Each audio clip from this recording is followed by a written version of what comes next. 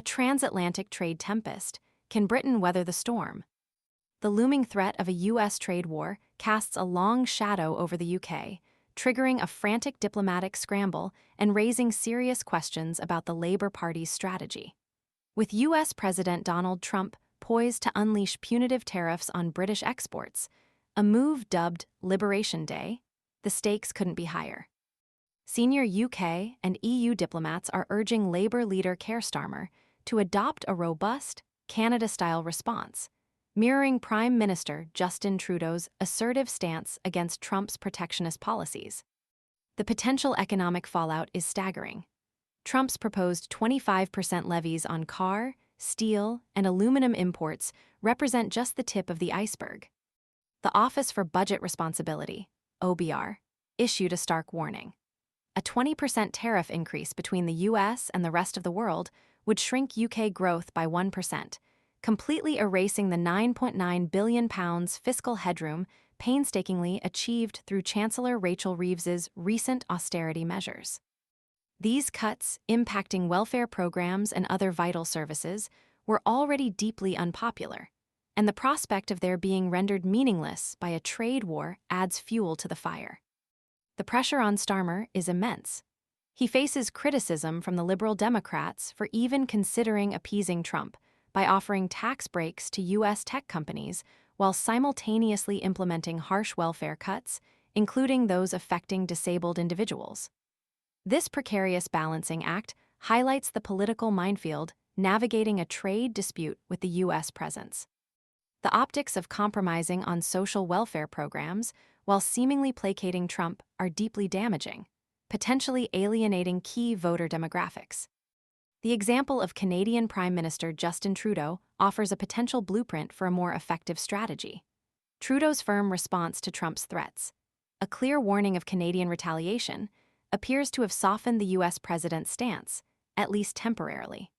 The subsequent phone call between Trudeau and Trump resulted in a more conciliatory tone, described as very constructive by Trudeau's office and extremely productive by Trump himself on social media.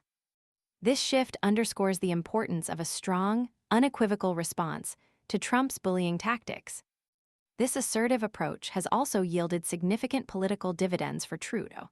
His willingness to stand up to Trump has boosted his Liberal Party's standing in the polls, demonstrating the potential for a strong, principled response to resonate with the electorate. Conversely, Starmer's failure to adopt a similarly robust strategy risks being perceived as weakness, potentially undermining his credibility and costing him valuable political capital. Former UK Ambassador to Washington, Kim Darroch, advises Starmer to emulate Trudeau's approach. Darroch emphasizes the need for a clear demonstration of British resolve, making it abundantly clear that the UK will not be bullied into accepting unfair trade practices. This message, delivered with unwavering conviction, is crucial to deterring further aggressive actions from the U.S. administration. The dire economic consequences of a full-blown trade war cannot be overstated. An opinion poll, conducted following the spring statement, reveals a bleak outlook. Only 11% of UK voters anticipate economic improvement in the next year, while a staggering 61% expect things to worsen. This widespread pessimism underscores the urgency of the situation and the need for decisive action to mitigate the potential damage. The current situation demands more than mere diplomacy. It necessitates a demonstration of strength and resolve.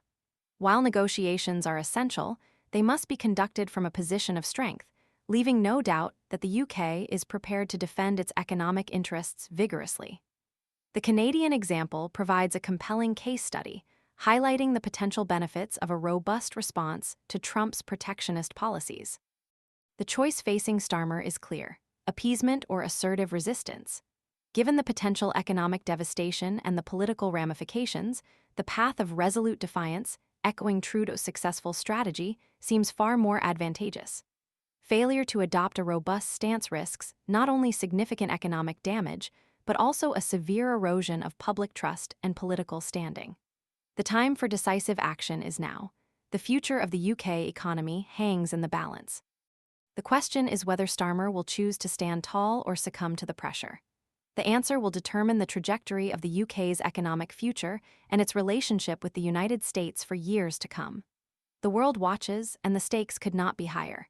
This is not merely a trade dispute. It's a battle for economic sovereignty, and the UK must fight to win.